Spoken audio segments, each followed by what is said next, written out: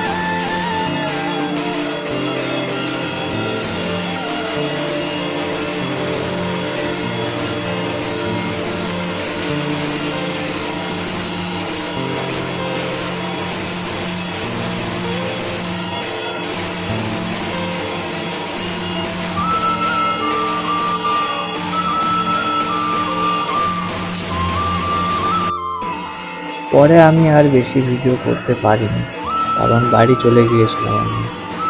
ভিডিওটি তোমাদের কেমন লাগলো কমেন্ট করে অবশ্যই জানিও।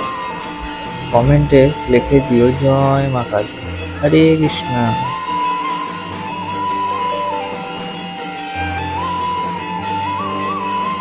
আর তোমাদের যদি ভিডিওটা ভালো লাগে, সাবস্ক্রাইব করো, লাইক করো, কমেন্ট করো, শেয়ার করো বন্ধুদের মধ্যে। এই চ্যানেলটা আমার নতুন, জানো, আগেকার চ্যানেলটা আমার বন্ধ হয়ে গেছে, তাই এই চ্যানেলটা আমি নতুন খুলেছি। আমাকে একটু সাপোর্ট করো। আজকের জন্য এইটুকুই বন্ধুরা। পরের রথের ভিডিও দেখা হচ্ছে। টাটা, বাই বাই, হরে কৃষ্ণা, হরি বল।